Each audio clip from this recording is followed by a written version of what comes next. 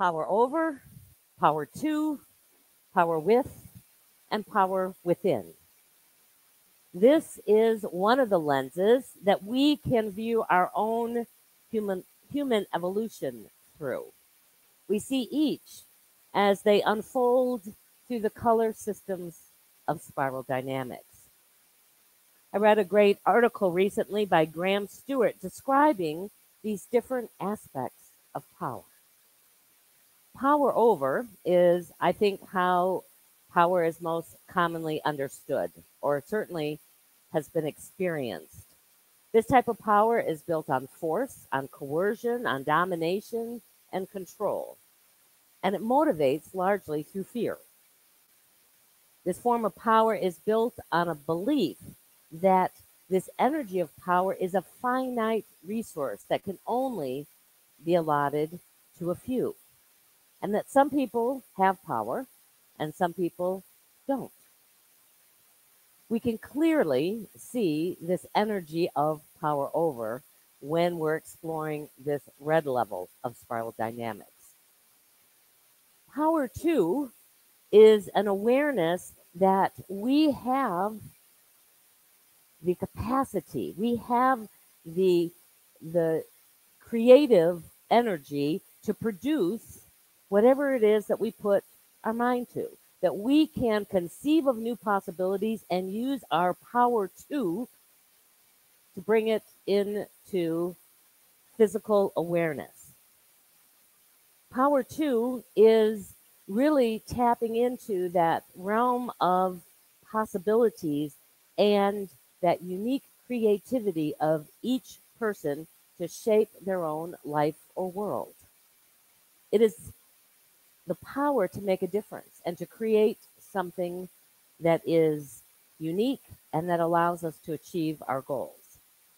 In a few weeks, we're going to look at how this power too has played into our human evolution as we explore the orange level. But we can kind of feel and akin to this because this is really at the foundation of unity. This helped really the unity movement come into formation, this awakening to we have the creative power by the way we think, we feel, and we act to bring into being whatever it is that we choose. That's our third principle. Power with is something that we perhaps don't get to experience as often as we'd like to, but it is a desire and it grows out of this desire to be collaborative with others. It grows out of this idea that we can become even more if we power with different people, different ideas. It is built on rapport, on mutual support, on this idea that power can be shared and still have that same force that it does when it's held by an individual. By this real, true need to fully express how it is that we can create when we do it together. This idea of power with comes into full expression in this country through things like the civil rights movement and is one of the primary values of the green level as we get to that particular level. And then finally, power within is related to a personal sense of self worth and self knowledge. It includes the ability to recognize individual differences and to be able to respect those differences in others. Power within involves people having a sense of their own capacity to be able to recognize their power to and power with as tools that allow them to expand the creative energy. And it is driven by the desire to make a difference. It's the primary value and the primary engine of the yellow level, of this next tier yellow level. So, as we enter this third week of exploring the perspectives of our human evolution through this spiral dynamic model, I invite you to explore this idea of power and to keep that in mind as we move through and explore these different aspects of our own growth and evolution, both personal and collective. And it's kind of interesting that these also alternate, just like these spiral dynamics, as sometimes very focused on the individual and sometimes very focused on the collective. How we personally use and see and embody power in our own lives as we move and blend ourselves with all of the colors of the spiral. Today, we're exploring the people and the culture and the stories of the Bible that evolved and shaped the red level. And as we've been discovering, the color evolution, again, seems to go back and forth between focus on self, focus on the collective.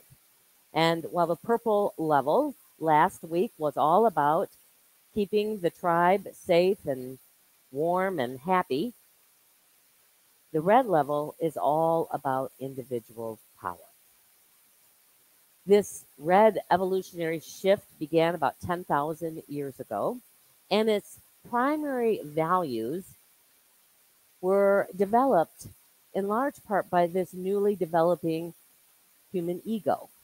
Up until this time, our brain capacities and the way that we saw ourselves in the world have been, in many ways, egoless. But as this ego begins to arrive into our consciousness, so does this sense of desiring to not follow the leader, but rather to stand in our own power. If you were living successfully in a red dominated system, then you have that ability to take what you need, regardless of what the consequences or circumstances might be. It is where that phraseology might makes right. You know, if you can take over, then that is your natural individual power right, your ability to dominate and control others, and it's all about feeling good. If it feels good, do it. There's another one that has come out of our ideas of red.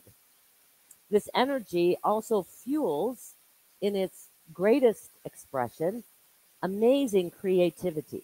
It is the fuel that allows us to take risks, that will move beyond whatever fears might show up and step out there and just be willing to do it.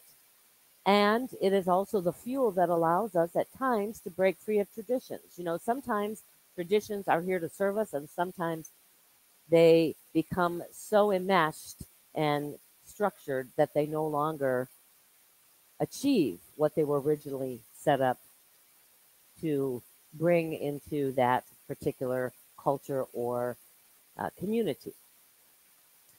The characteristics and beliefs, in many ways, as we look at our human evolution in a single lifetime from a toddler to a teenager, can probably be best seen in those teenage years. And I got a couple of teenage grandchildren right now, so I can tell you from personal experience that I have noticed this in the teens. So in this energy, it's all about wanting to break free of constraints, parents being number one. But whatever's constraining them, this is the fuel that says, I've got to move beyond this. They enjoy themselves to the fullest and typically without guilt or remorse. They believe that I'm special or better and that their needs are more important than anybody else's needs are. In other words, as we like to say it in shorthand in my household, it's all about me. And we see these displays of might makes right and all about making the individual happy, whatever that might look like for them, throughout our world's history. Sometimes we still see it reflected today, and it was certainly reflected in the Old Testament. The stories of the Old Testament, have been around probably as an oral tradition for many thousands of years, but the earliest writings of these traditions and the beginnings of what we now know as the Old Testament can be traced to about 3 to 5,000 years ago. And red in that time frame had been emerging for about 5,000 years. So it had kind of become the norm amongst the populations on Earth. The power of the Egyptian empire is peaking around this time, and we see what amazing things get built. The historians date the story of Moses to probably somewhere around 2000 BC, and we find many examples of red in these early books of the scripture. And it's interesting to note that because it seems that as we evolve, so does our understanding of God evolve. Our ability to really grasp what this unknowable, mysterious energy of God might be, we see that also begin to evolve and change in the Old Testament. God shifts from this initial mysterious and unknowable being that demands obedience and sacrifice in order to be kept happy to a God that is now both wrathful and seen as the ultimate king, the King of Kings, the one who will rule everything, one who has no problem taking somebody out if they provoke him or ignore his warnings. You know, there's lots of stories that are told in Sunday school around the Old Testament. One of the ones that I remembered that impacted me when I was a youngster was the story of Jericho. Remember, you probably sang that, and the walls came tumbling down, whatever that song is. Yeah, they always had a good, catchy tune for these stories. A little happy tune for a not very happy story. Um, and as the scripture told it, that Jericho was shut up shut up inside, and because the Israelites were outside their camp. No one came out and no one went in. And the Lord said to Joshua, "See, I've handed you Jericho, along with all its kings and soldiers. You shall march around the city, all the warriors circling the city once, and then you'll do this for 6 days, with 7 priests bearing 7 trumpets of ram's horns before the ark." There's some very specific instructions to make this happen. "And on the 7th day, you'll march around the city again, the priests blowing the trumpet, and with one final long blast, as soon as you hear that sound, then all the people shall shout with a great shout, and the wall of the city will fall down flat, and the people will be able to charge straight in and claim dominion over this space." So they did that. The people shouted, trumpets were blown, and as soon as the people heard the trumpets, they raised a great shout, the walls fell down, they went rushing in and captured the city. Then they devoted to destruction. It wasn't just to capture the city, they were to destroy it and all the people in it. By the edge of the sword, all the city, both men and women, young and old, oxen, sheep, and donkeys, were destroyed. The wrath in this story was not limited to those who they identified as attacking the Israelites. It was either you're with us or you're against us, and if you're against us, then our solution is to destroy you. And it's not just in these stories. We often see this infighting happening within the Israelite nation itself. It wasn't just about the enemy. We see these same kind of infighting and power struggles happening even in the most sacred of places.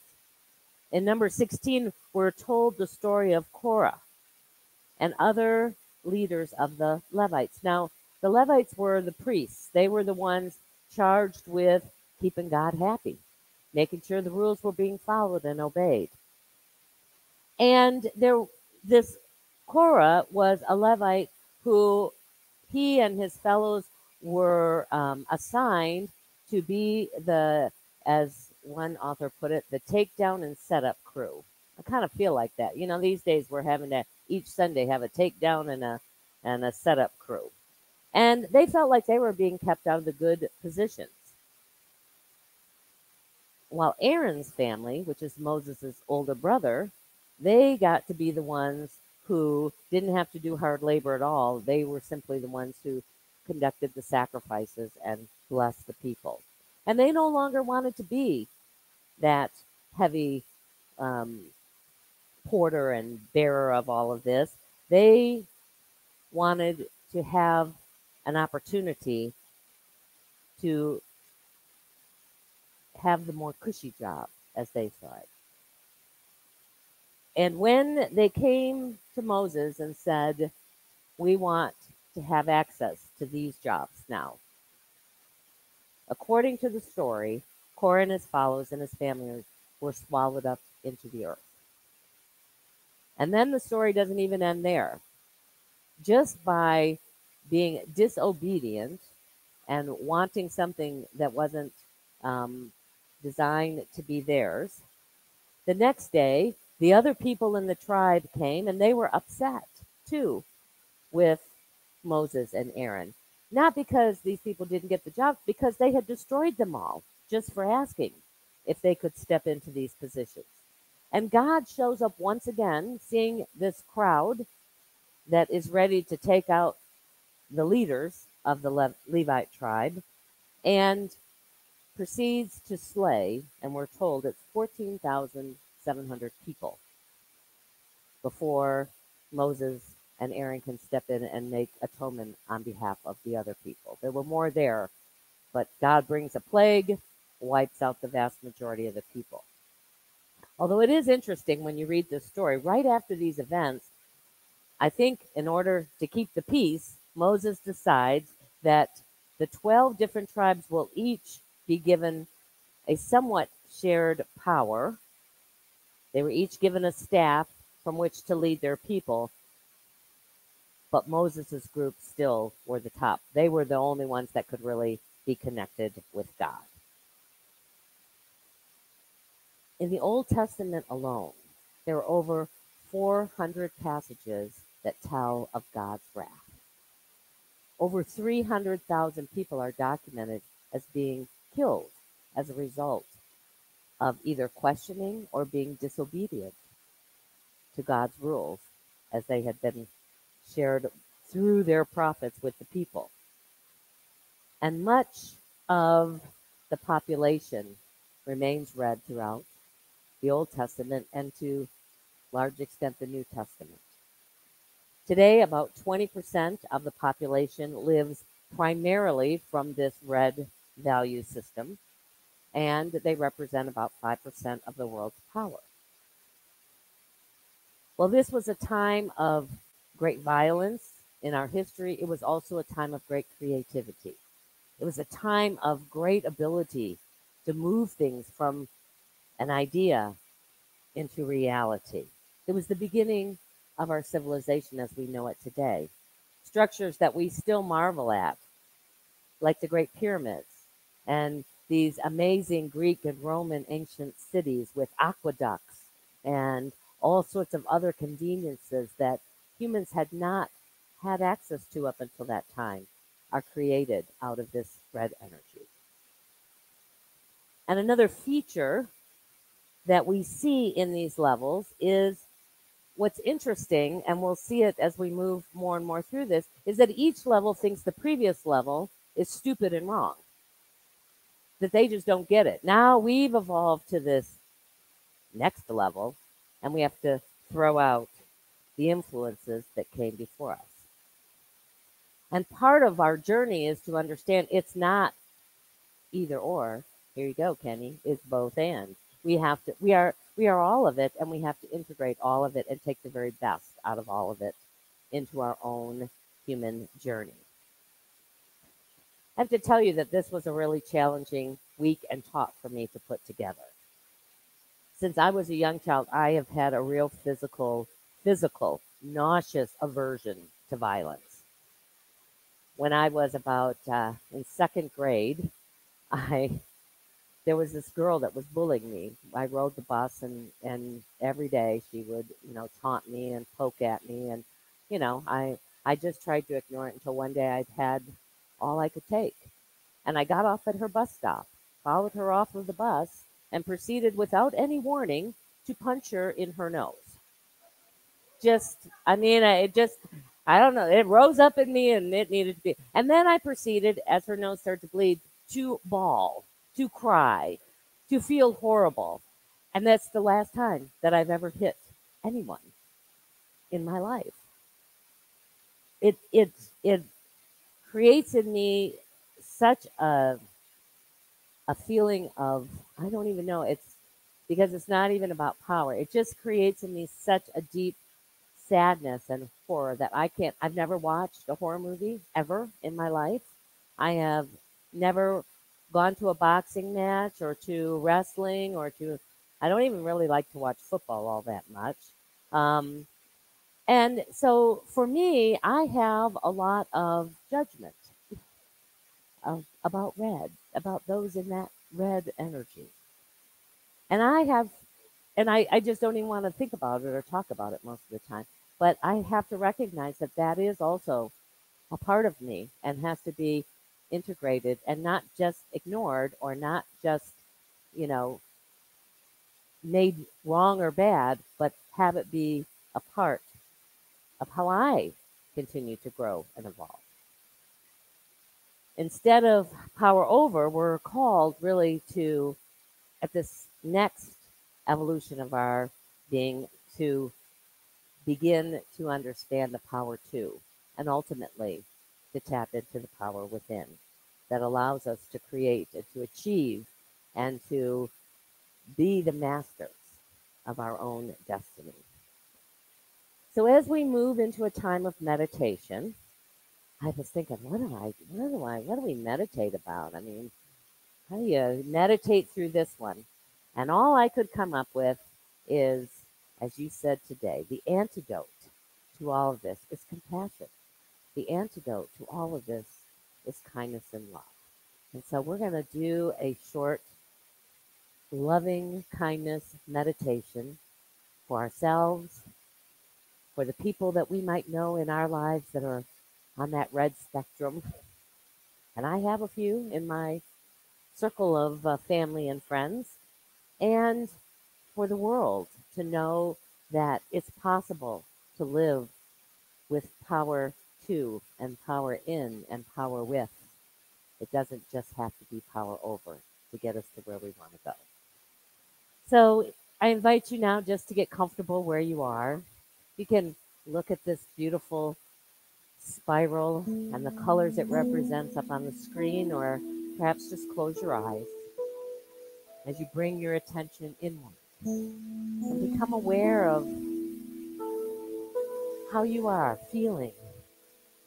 Become aware of your body. Become aware of your thoughts. And with each breath that you take, also expand your awareness to know that that divinity, that energy of love from which we've all been created is also deeply a part of your spectrum and a part of your evolution.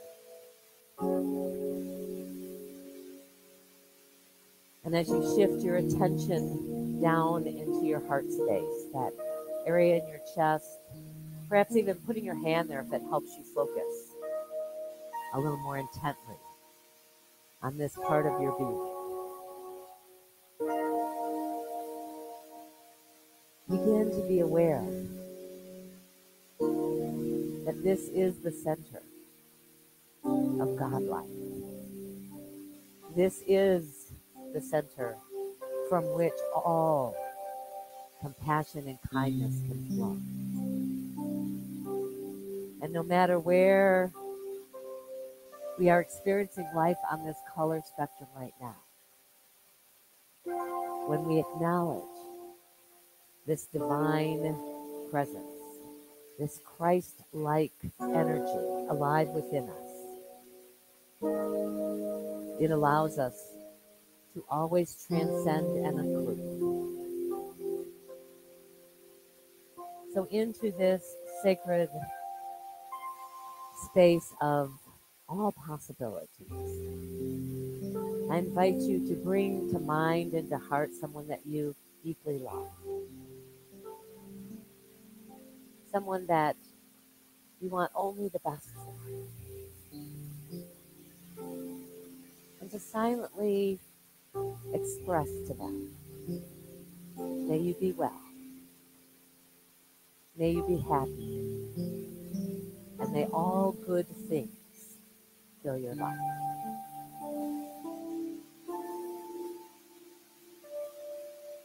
And now into this space, see if you can't bring someone for whom you find challenging to find common ground.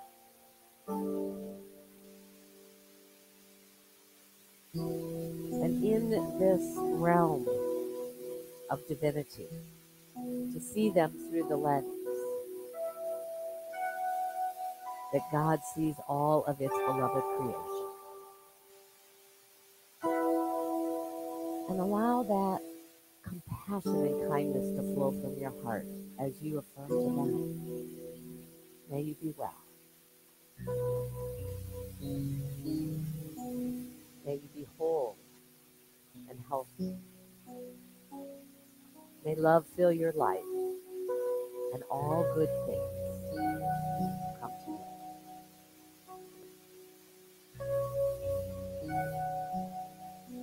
And then perhaps bring to mind and to heart someone that you've been trying to simply ignore or pretend is not part of your life and world. Someone who perhaps has expressed in their life power over you. And in this space, find the courage and the passion and the desire for even their life to be awakened to the divine potential of all other forms of power. As you express to them, may you be well. May you be whole and healthy. And may all good things flow in and through your life. This is the gift and the example that the Christ came to shine the way and the light for each of us to live in that kingdom of heaven right here and right now. We give thanks to know that even though we continue to evolve and grow, it's only to return to what's always been deeply implanted within us. We celebrate the good that's unfolding by this moment for kindness and compassion. We're at the very heart of our being. And as you begin to bring your attention back to this time and to this space,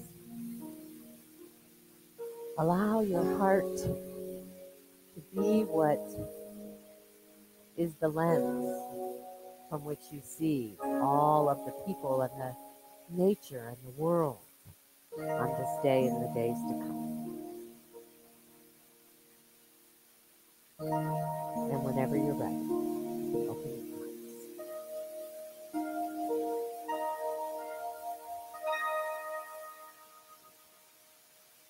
So we've already seen the shadow side of red when our need for power and control outstrips all the other choices that we might have in front of us. And the only real negative emotion present at this time or in this red energy is shame. Our egos had not yet developed guilt and remorse and some of those other emotions that come up when we know we are acting outside of the highest and best for ourselves and others. They aren't yet part of our guidance system because oftentimes that can be the little tickler that goes, I may have stepped a little bit beyond where I know I want to live. Unfortunately, shame becomes synonymous with losing and further fueling this desire, this need to win at all costs. And yet, when the bloodshed and the violence become intolerable, when people grow weary of fearing that this day could be their last, and that was a very real fear for every person who was on earth at the time that this energy was coming into being, the law and order of the blue level begins to emerge. As I've said before, we carry all these levels within us, and our call is to acknowledge and to integrate the very best of them as we see what's next on our horizon. And it's important to remind ourselves as we explore the levels, and especially these that follow red, that one's not better or worse than the other. They're just different. That's hard. How many of you already have a judgment about what's better or worse? It is part of our human nature, but part of our spiritual work is to know that one is not higher, even though this does seem to rise, or lower, or more valuable or less valuable. They're all valuable as part of our spiritual journey. Sometimes our life conditions require us to be strong, to be self-assertive, and even fight our way out of a horrible situation. That red energy can really serve us in that time. So we don't want to disown it. We just want to be able to have it fuel us in the right direction.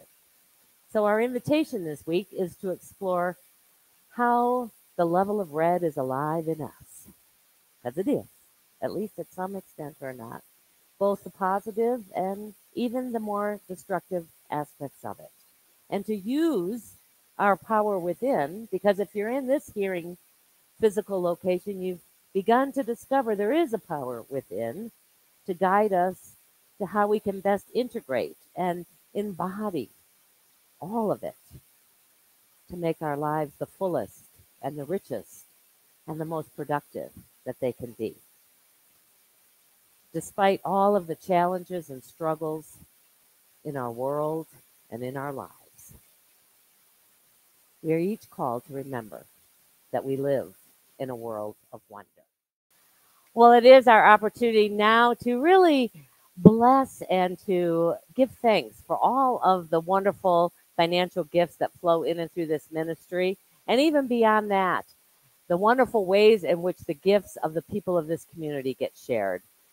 Whether it's bringing a snack for our fellowship time, or serving on our security team, or helping us out in music and in other ways, we are abundantly blessed, and we continue to be open to give and to receive in the ways that we can make a difference in our world and fulfill our mission to inspire spiritual growth.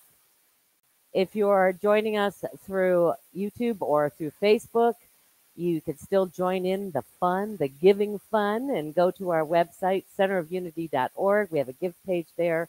You'll hear in our announcements, there are many ways that we have made it easy for you to give to Center of Unity.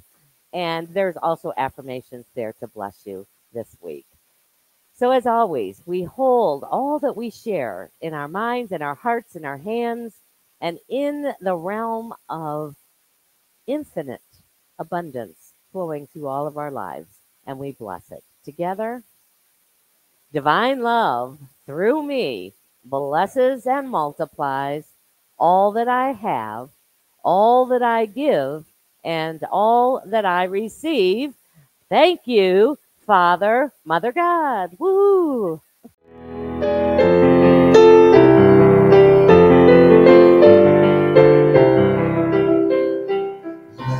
Let me be peace on earth, and let it begin with me. Let there be peace on earth, the peace that was meant to be, with God as a mother, family all are we. Let me walk with my family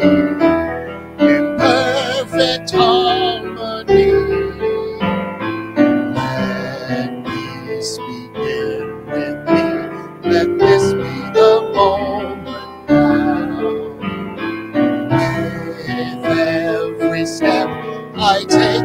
Let this be my joyous vow, to take each moment and live each moment in peace eternal. Let there be peace on earth, and let it be with me. And so as we go into this day, into this week, embracing that creative passion within us with a lot of loving kindness, we go, knowing our prayer for protection together. The light of God surrounds us. I am the light of God. The love of God enfolds us. I am the love of God. The power of God protects us. I am the power of God. The presence of God watches over us. I am the presence of God. Wherever we are, God is, and all is well. Have a beautiful week, everyone.